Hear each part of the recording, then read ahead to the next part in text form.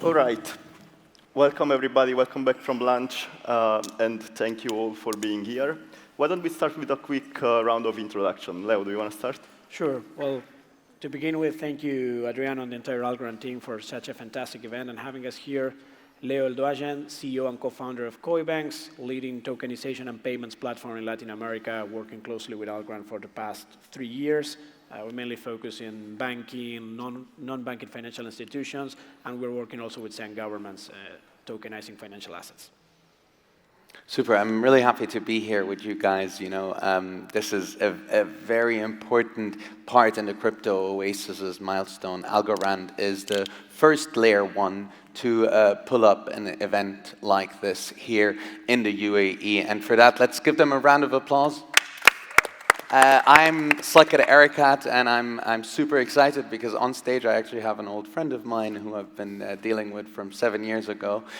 We founded Crypto Oasis because we believe that the UAE, and I think all of you are feeling it, has this beautiful blend of talent, capital, and infrastructure that will enable the UAE to be the heart of the Web3 ecosystem, which we are calling the Crypto Oasis. Thank you. Thank you. Hello, my name is Fernando. I am from Colombia, and I was the Minister of Health of Colombia up to August this year. And I was in charge for the pandemic, COVID-19 pandemic, for the last 2.5 years in my country.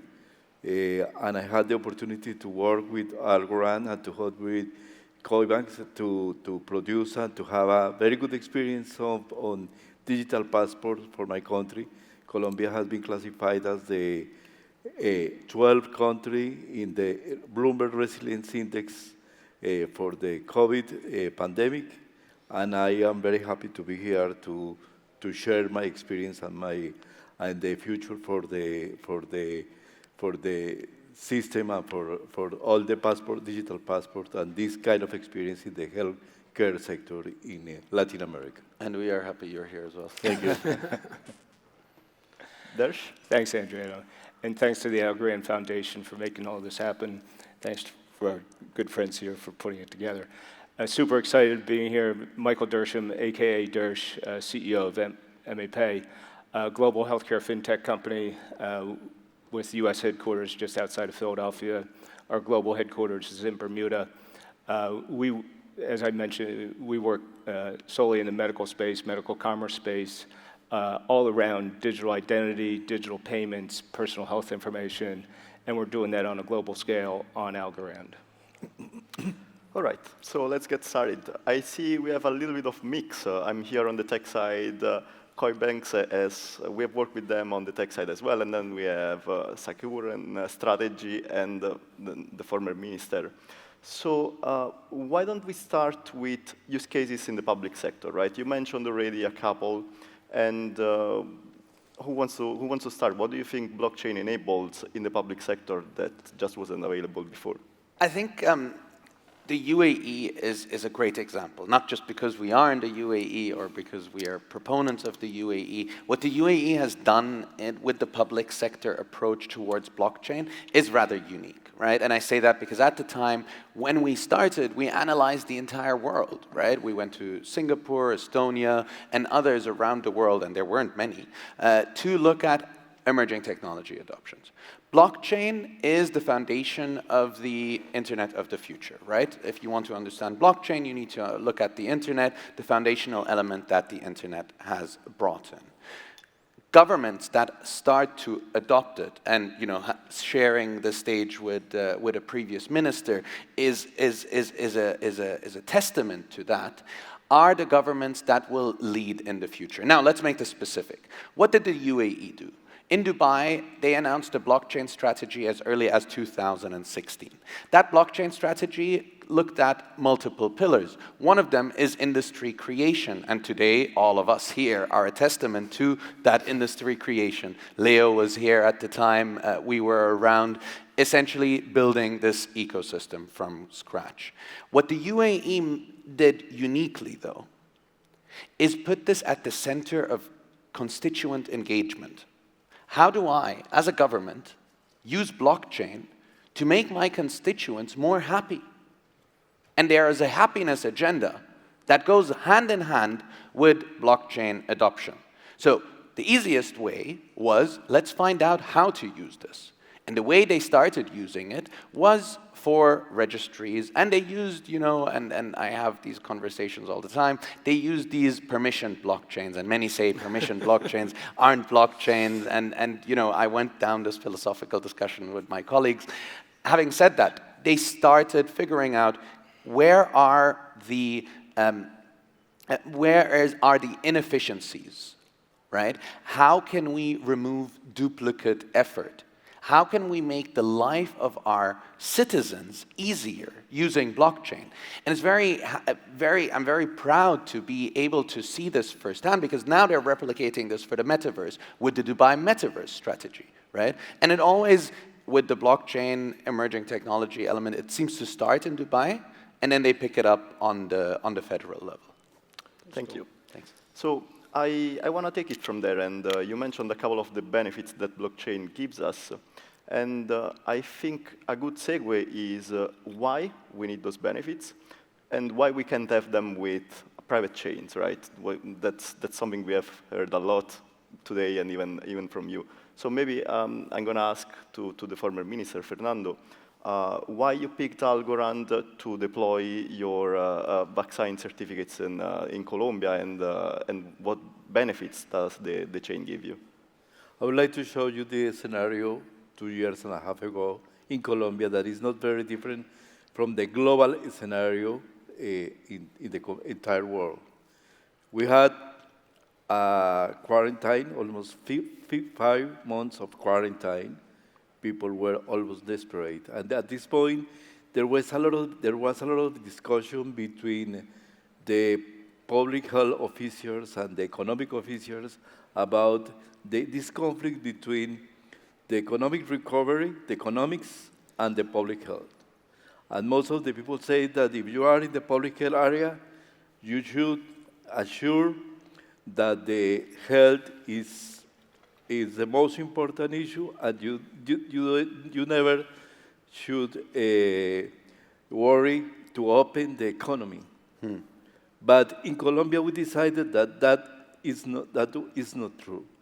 That we cannot, as a country, afford to maintain a closed country with the economy closed and with the people losing employment, people getting in poverty, and with a lot of problems. So we decided that we needed to go further and to push to open the economy. And one very important issue was how to verify and to identify those who had get vaccinated. Vaccine was, of course, the most important and the most efficient strategy to get the people go to the street, to get the employment, to work, and to go and to enjoy life and to travel a lot. So we decided to do that, and one issue very important was how to get a system that could permit us to have a digital passport that could be easily verified, that was we can perform in a very efficient way. And we had a lot of fraud, a lot of problems with people who do not correct things to say that they were vaccinated. So we decided to go to Leo and to work with him and to say, Leo, please help us how to do that. And he talked about Koibanx, about Algorand, and we decided to work with Algorand. We think it's a very reliable company that could have the best technology, and fortunately, we took a very good decision because in a very short time, we have our digital passport. Colombian digital passport was maybe the fastest passport performed in Latin America. It's the single one passport that were able to be standardized with the European Union. Nice. So we can afford to open our economy and open our tourists and the travel. And last year, Colombia was the world leader in open the skies for tourism and for travel abroad. This was possible because we had the possibility to have a very good very good digital passport that could be used for 10 million Colombians, more than 10 million Colombians, and we had very close to 30 million downloads using this digital passport. So this is a way that we do sound policy in the middle of a crisis, and we link this with the technology to produce better results for our people. Nice. Thank you. Nice. And let's stay in South America for a second. I know, Leo, you worked with Colombia, but Koibanx also works with other governments.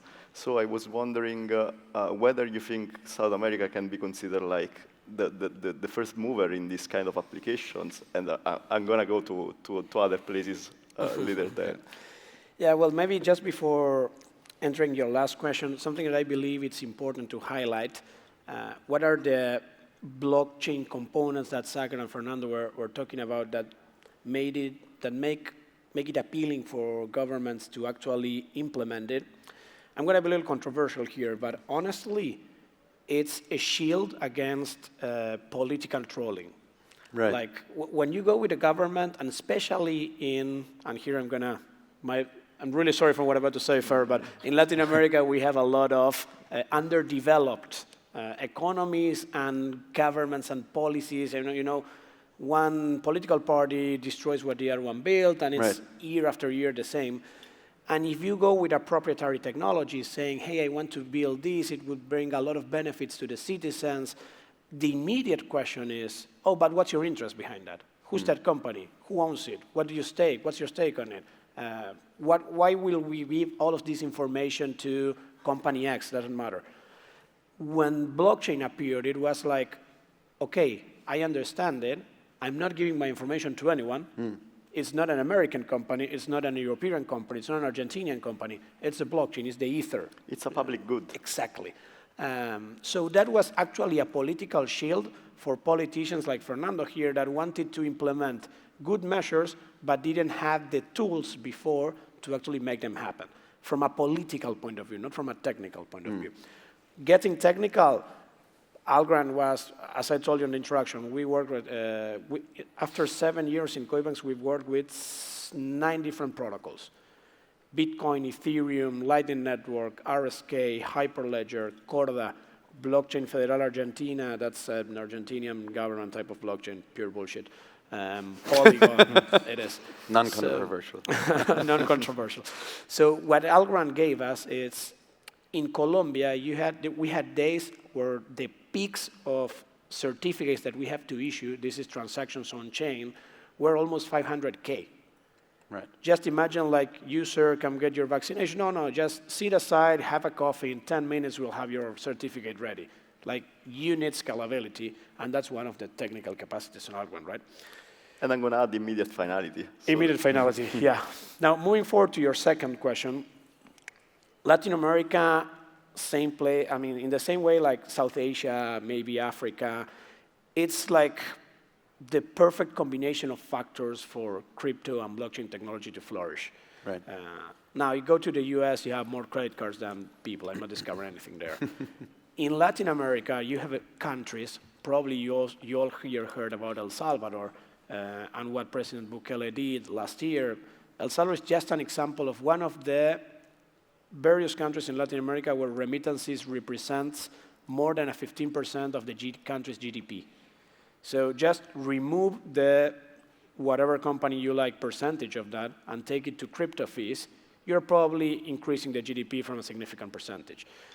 It's like you skip one wave of technological innovation. You go from plus 50% cash transactions, you don't have credit cards, you don't have bank accounts, you go directly to an on-chain transaction or to DeFi protocols. That's why in Latin America there's a need for that. And I wrap up with that personal example. I'm born and raised in Argentina. It's a country where to date, if you Google, and I invite you to do it, just Google for Argentinian peso to American dollar exchange rates. You will find 12. Because one exchange rate is the official exchange rate that the government gives you. The other is the street value of the dollar. The other one is the Qatar dollar, as they call it, because if you use your credit card abroad, they'll charge some taxes. The tourism dollar, the soy dollar, the crypto dollar. So when you grow in an ecosystem like that, where inflation this year is going to close to almost in 70%, you need to get creative. Like, I personally traveled back in the day, took a ferry of 3 hours to Montevideo, Uruguay, swiped my card because the tourism dollar was 3 times cheaper than the street value dollar, on a casino, grabbed some chips, walked around for 5 minutes, went back to the cashier, I want US dollars, I went back to Argentina, and the spread in the change not only protected my inflation and get my salary back then like 20% more, but it also paid a trip. Right. That's the type of things we deal in some countries in Latin America. So crypto, just a stable coin, it's like music to our ears. Yeah, yeah. And I see here how we are at the intersection between payments, but also the public sector, health, and I hear, Dersh, you've worked quite a lot in that space, so why don't you tell us a little bit about it? Yeah, just a little bit. So yeah, we were the first company to sign an agreement with an entire country to take a look at their overall healthcare spend and payments, as well as the data, and including cross-border payments and data. When I look at things like this, I think first we look at it from a macro perspective. You know, if I'm there from a Premier Burt perspective, or Ricky Brainwith, who's the CEO of the Bermuda Health Council, what are some of the larger macro issues that happen, within our jurisdiction? The cost of just moving money around the healthcare system can be upwards to 20, 25%, and when that money's going cross-border, that can be upwards to 40% with the cast of characters that are in between moving that, right?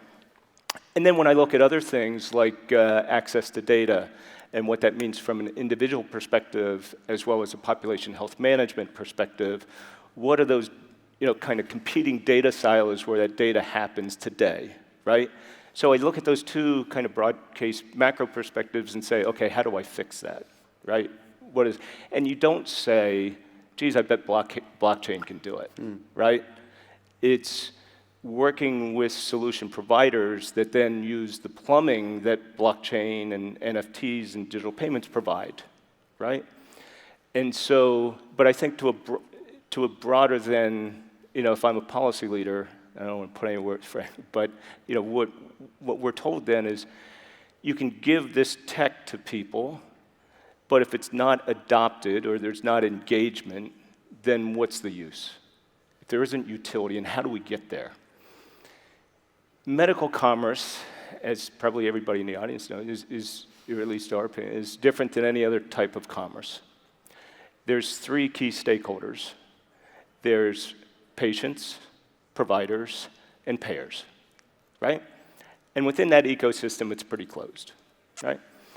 And so as we started adoption, and we had the agreements from both government and private sector, but driven by the government desire to do this, the question then becomes, in that case, I call it the chicken the egg chicken syndrome. Who's going to go first? Where's the value proposition that we're giving the patients? Where's the value proposition that we're giving the providers? Where's the value proposition that we're giving the payers, meaning insurance and government payers? And that's a conundrum for any solution, but even outside of blockchain, right? Whenever you're deploying new technology and new solutions. And it was something that kept me up at night. And I think it kept some of leading folks in Bermuda, like, what is that first step? What is that tipping point? What's going to be the one that takes it forward? And I'll never forget, it was probably September, about 1.5 years ago. And we're sitting there with the CEO of the Bermuda Health Council. And he looked at me and he said, Dersh, I've got another issue. He said, credentialing, permitting, and licensing of providers. So what that means to the non-healthcare is that if I want to practice medicine, if I want to give a drug from a pharmacy, if I want to have a hospital or clinic, I need to be licensed, credentialed, or permitted, whatever the vernacular is, in that jurisdiction, as well as with the insurance companies that allow me to see those members and the government payers. with that, because I knew everything else that we were talking about from slide decks and vision, that our impact that we could make globally. But with that statement, I about reached over and kissed him because I knew he had the answer. With us then providing a credentialing app, which is now on-chain on Algorand, making that more efficient, and to the providers, it's just an app. They don't know blockchain, they don't need NFT, they don't need anything, right? But at the end of the day, it gave us 1/3 of the ecosystem, AML, KYC'd everything, right? Which then led us to the insurance and the government payers, because that's how that ecosystem works. Which AML, KYC'd that from a digital identity and digital payment perspective from an enterprise level, which then led us to all patients and all Bermudians, right? With that, now we've laid the plumbing for total adoption. And that, I think, as I look at from a public sector perspective and adoption, I think that is key. How do I, because you can give, in this world, you can give anybody a digital wallet, but if there's no utility, and we've seen, there's no utility, what's the quote-unquote use, right? Yeah. What's the purpose? So as I look at what we do now in other jurisdictions, and I think others, I would say, how do we get that initial adoption? It doesn't have to be, the entire pie right out of the gate, but if we build that trust and we build that credibility as a solution provider and coming from the public sector, administrators, then I think we're on a winning path. See, and I find it funny, I didn't know this. But this use case is here in the UAE as well, right? So you'll see government in one way or the other, overall, think in the same line items, right? And that's such an obvious use case, and it's one of the first use cases that we saw go live and is still active here in the UAE, specifically in Dubai. Thank you both. I hear strategy, and I hear that you need a utility in order for a solution to be adopted, and I 100% agree with that. I wanted to ask you all at this point whether you think there are blockers on the either legislative or executive side that would prevent you from, gaining adoption, even if you find utility. So even if population is ready, the use case is strong, but there's something that blocks you. And if there is there, then how do we solve this, right? I think technology in general and regulation, if regulation is on this side, then technology is on that side, right? And we've seen in many ways that regulation and technology don't go hand in hand. Having said that, it is finding that killer use case that Dersh referred to, right? Or His Excellency, the former minister, referred to, right? This is essentially talking about what it is that brings a value. Figuring out, is there enough value? Because once you can showcase enough value, you will be able to then say, hey, this is a use case that you should use, at least we should try it. And by the way, we've seen this in more complex jurisdictions. We are very lucky here in the UAE that we have a forward-thinking leadership that wants to adopt this technology, and once that they see trials working, they will make legislation happen, right? It's not easy as in any country, but it's easier than other countries. But I want to focus, for example, towards the EU. Even in the EU, where it is impossible to push through anything, right, from a legislatory point of view. It's very hard. Well, I'm comparing to you. We're faster moving. Even there, we see pockets where blockchain is being used and being at least put in a regulatory sandbox. All right? So let's make this specific. First of all, it's about not technology. I love that, right? I think if we're talking about technology, it's the wrong conversation to have. We're technologists, so naturally we want to talk about technology, probably just by a show of hand. Who here would define himself being in the technology space? Right, that's probably 70% of the room, right? So it's natural that we will want to talk about technology because it's what we do, it's what we know, it's what we love. The conversation and this is the first learning that I take, I know this is being streamed all over the world, from the UAE to the world, is do not focus about technology. Focus on the customer experience. Here they called it the happiness agenda, right? How do we make people happier using this beautiful technology that is called blockchain, right? So finding the right use case obviously needs to look at the business value of the use case, the possibility of implementing that use case on scale, but should have at the front and center, how do we improve the lives of our citizens with this use case? The second element that this should look at is where and how do we bring wide-scale benefit to the wider population? And how does this one technology, for example, to stay with the example that Dersh or the minister shared, for example, a digital health passport for vaccinations that you guys worked on.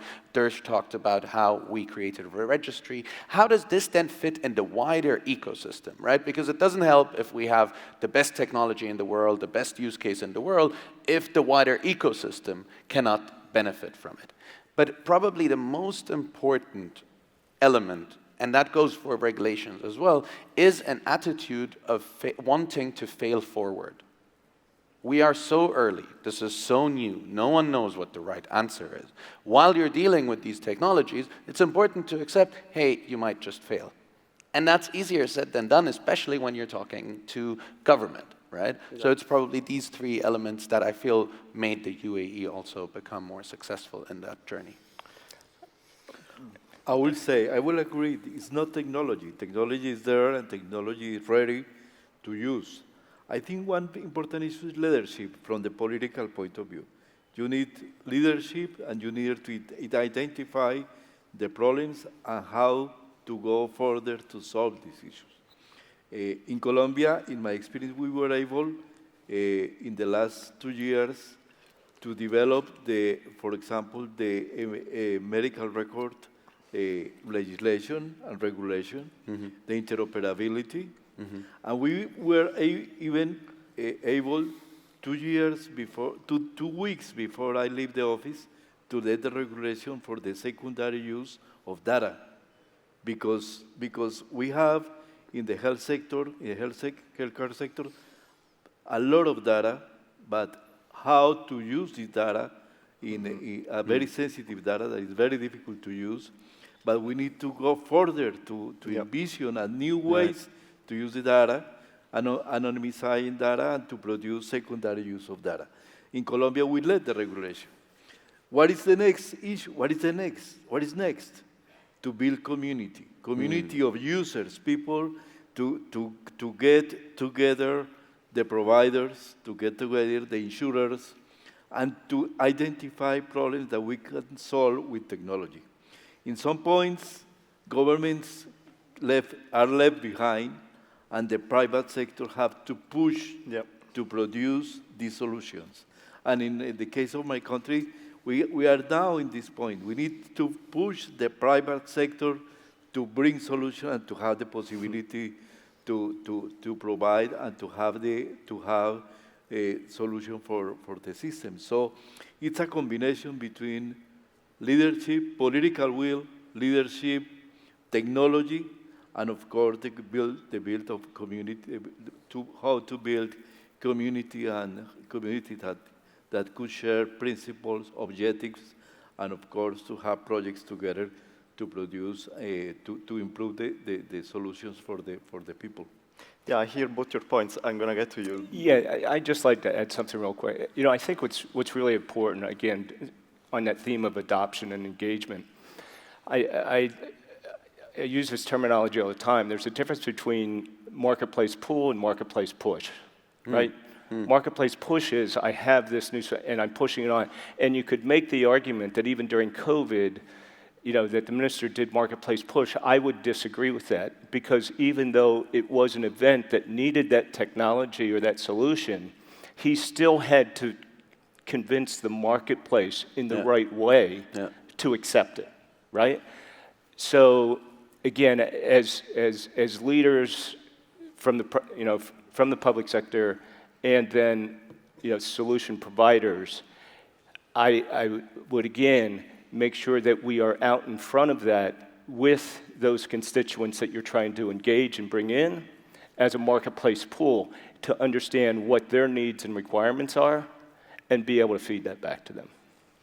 Yeah, I agree. Push and pull, there's the tension, right? It needs to come, it comes from private because that's where the incentives are, but you also need to take the governments into account because regulation needs to move as well. It's something that I've been hearing that we call participative regulation, where technology as a tool moves incredibly fast, and regulation need to adapt for that to be able to happen, right?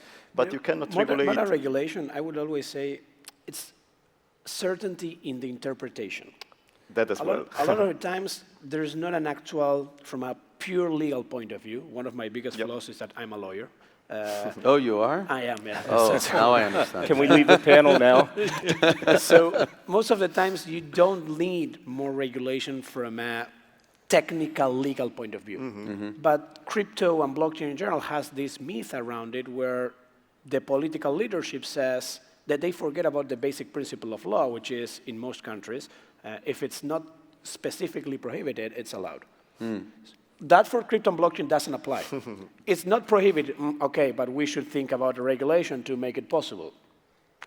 So most of the times is be clear on how you guys, the leadership, are interpreting this, and be open to have that interpretation challenged, because you are in other aspects.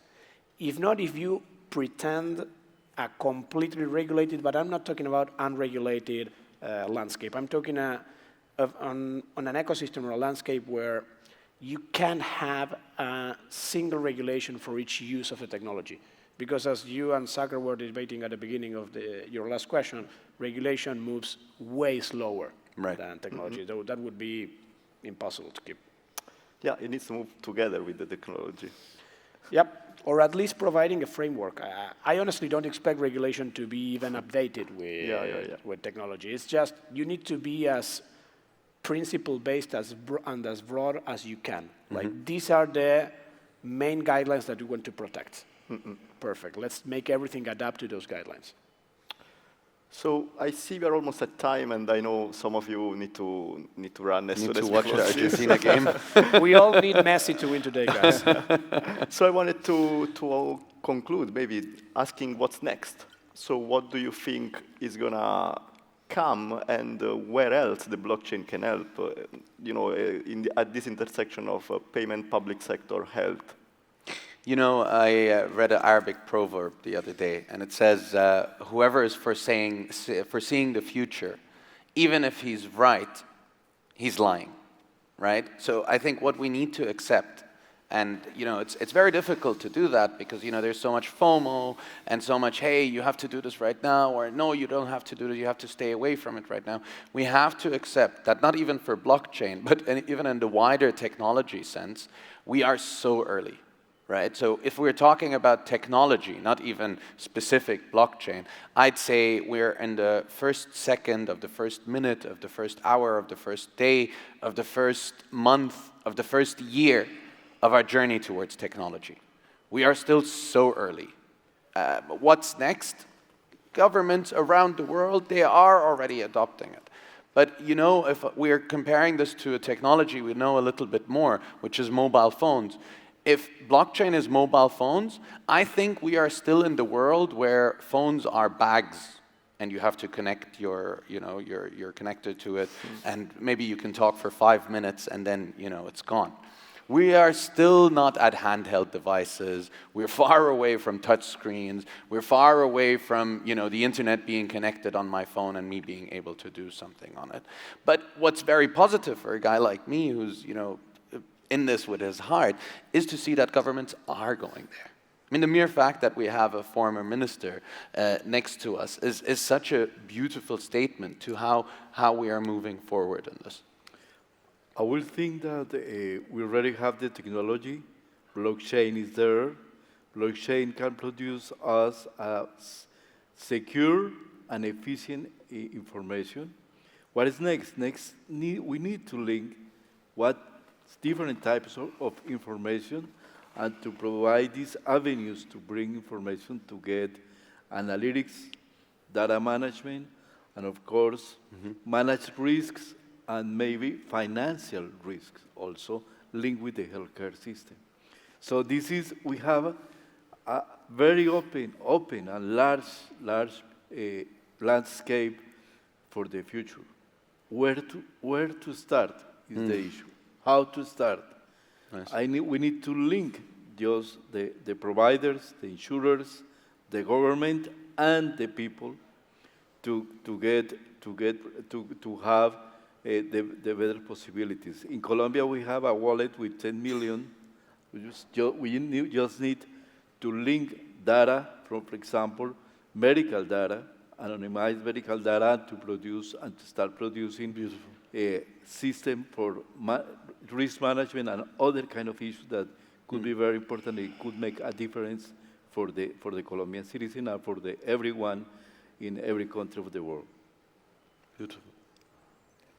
It's funny you mentioned that because I was just chatting with Dersh about this in other areas of the world. So maybe Dersh, you want to tell us about it? Yeah, I think about this stuff a lot, of course, as we're all advocates. But I would say that, especially in these particular storms that we're in right now, right? Those of you that know me, and I get asked this all the time, if I'm speaking at a conference in New York and it's rainy, dreary, one of those crazy December days, and I still have my Ray-Bans around, right? And I get asked, Dersh, why do you wear those?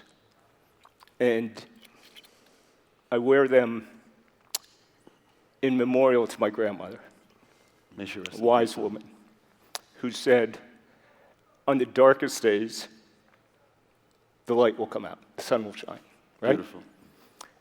On the brightest days, make sure you're tempered, right? So I would say this, taking what Sylvia and everybody was saying yesterday about this crypto winter, that today is a bright day. Today's a bright day for MAPay. Today's a bright day for Algorand. And today's a bright day for the industry. Last night, we signed a contract with the state of India for 100 million NFTs for a digital health registry riding on Algorand. I couldn't say it in a more humble way, but we are so pumped today that in the midst of darkness, there's a lot of light. And kind of paraphrasing what Stacy said yesterday, right? That in all this wackiness and craziness that's going around us, we just get it done. Yeah. Love it. It's great. I believe one of the beautiful things this industry has is, or this technology, because it's cross-industry, right? I've never had the chance before, and I'm aware probably my career is not as extensive enough as most of you guys here, but even talking with people, you don't find too many times the possibility to work at the edge of knowledge. Like, we keep pushing the limits, and that's something that personally I love it. And if you take the past, 5 years maybe, just to shorten down the time frame a little bit, the spirit was regulation, nothing. Like, we don't want to talk to regulators. We are all maxis. Crypto will... The Far West. Exactly, the Far West. And now, it's like it even seems like if we were asking for regulation after the crazy past weeks that we have FTX, Celsius, etc. You all know what I'm talking about. So this shifting in the ecosystem and shaping the product and the tech constantly, it's something that requires a lot of sharpness, a lot of agility, and that's beautiful. And I'm going to try to make a statement. I'm going to lie about the future, as Saqr said. I believe that we are entering an area or an era of Far West coexisting with regulated traditional financial institutions. The days where you gave your keys to a centralized exchange, non-regulated, that it doesn't have the best practices that they should, they're gone. We're entering a phase of banking, handling crypto, governments handling blockchain, and still, we will still have DeFi, non-custodial, and the degens of the world. Yeah, and you can keep your own data, and as Des was saying, be in control of them. All right, thank you all for the time here, for the beautiful stories, and well, we'll see you next time. All right, thank you. Thank you. Thank you for listening. Nice to meet you. Yeah.